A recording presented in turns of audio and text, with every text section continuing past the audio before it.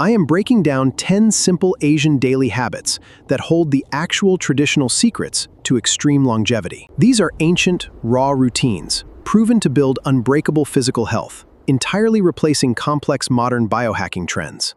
I have studied and deeply admired the traditional Japanese way of living from afar for many years. But packing my bags and living in Indonesia completely shifted my entire perspective. Indonesia became the absolute missing puzzle piece, proving these strict biological rules apply far beyond Japanese borders. Watching entirely different cultures execute the exact same dietary logic completely validated my research. Habit 1 is Sayu, the incredibly simple practice of starting your morning with plain hot water. I absolutely love coffee, but a harsh dark roast right after waking up destroys my stomach lining. Drinking Sayu keeps my core temperature elevated and gently wakes my entire digestive tract every morning. It provides an instant feeling of deep hydration, without the violent chemical spike of caffeine. I sometimes imagine adding a splash of fresh lemon, but drinking it plain works. It instantly activates my gut motility, preparing my biological engine to process nutrients effectively. This morning reset became the foundational step for my daily health and physical longevity. Habit 2 is Asagohan, prioritizing a massive, nutritionally dense traditional breakfast to kickstart every morning. I go hard, eating steak, grilled mutton ribs, eggs with chilies, or nasi urap with dry fish. My extreme diet was a massive success 10 years ago in my 20s, but it failed. Now in my 30s, that biological shift came right after my carnivore diet, demanding I properly refuel. This intense volume of morning food stabilizes my energy and drastically promotes my overall longevity. I watched 70-year-olds walking miles effortlessly, fueled entirely by these heavy, incredibly dense morning meals. Those skipping this vital meal suffer lower happiness and stare at their phones endlessly. Habit 3 is Shokuiku, eating balanced meals guided by true, lifelong nutritional education. Tourists survive on processed convenience store snacks, but locals actively avoid them because they lack fiber. Nutrition is mandatory education in Japanese public schools, thoroughly teaching the chemical roles of every dish. School chefs use color charts to actively categorize proteins and minerals for all young students. I applied this framework to prioritize whole, home-cooked ingredients over highly convenient plastic garbage. Knowing exactly what my food does biochemically completely removes the deep anxiety from eating. It transforms simple cooking into a highly deliberate act of long-term biological maintenance and survival. Habit 4 is Hakko Shokuhin, incorporating fermented foods to build an impenetrable, highly defensive gut barrier. Japan relies heavily on natto, mixing bacterially fermented soybeans 100 times for maximum cardiovascular immune strength. Living in Indonesia introduced me to tempeh, shifting from bacterial fermentation to powerful fungal mycelium blocks. This fungal process deactivates harmful anti-nutrients, dramatically boosting iron biodiversity while massively fortifying intestinal defense. Both of these nations unlocked the secret of fermenting soybeans long before modern medical science. I rely on these two fermented giants daily to aggressively promote my heart health directly. Even basic daily staples like soy sauce and raw miso carry this fermented biological advantage. Habit 5 is Matcha, preparing green tea daily with fierce mindfulness and absolute unbreakable mental focus. Regular green tea is incredibly convenient, but mindfully whisking matcha acts as a dedicated anti-aging moment. I forcefully pause podcasts. I sit down properly. Express gratitude before taking a single antioxidant-rich sip. In Indonesia, I found a profoundly matching powerhouse in Jamu, an ancient medicinal herbal root drink. Jamu became my mandatory daily drink, grabbed easily every morning directly from local street vendors.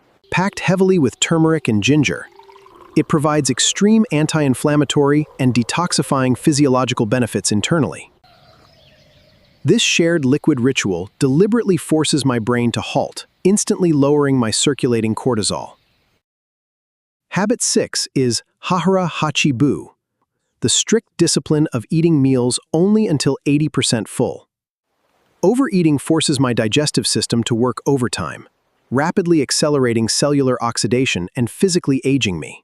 Indonesia mirrors this beautifully, with the custom of eating before starving and stopping before feeling full. The prophetic Islamic rule similarly divides stomach capacity into thirds: food, liquid, and empty breath for optimal digestion. Both cultures practice disciplined portion control to prevent metabolic burnout and stop completely unnecessary lethargy. I personally adopted this natural physical barrier to prevent intense metabolic strain and maintain weight. Leaving that crucial empty space inside my stomach completely stops the terrible post-meal crashes instantly. Habit 7 is Kobachi, deliberately utilizing incredibly small individual serving plates, forcing me to eat variety.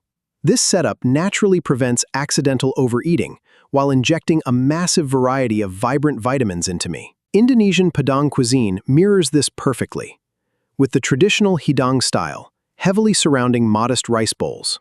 Both cultures prioritize a broad daily spectrum of vital proteins and minerals through strict spatial separation. When I feel excessively lazy about washing dishes, I simply use a single heavily divided plate. It practically guarantees I consume entirely different proteins and dietary fibers without creating a massive kitchen mess. Eating directly from tiny distinct sections tricks my primal brain into feeling wealthy in nutritional abundance. Habit 8 is saying itadakimasu before taking a single bite, actively practicing gratitude before every meal. And finishing by saying gochisousama deshita, transcending basic polite manners with a deep reverence for the food. I very consciously thank the dedicated local farmers, the fertile soil, and the lives sacrificed.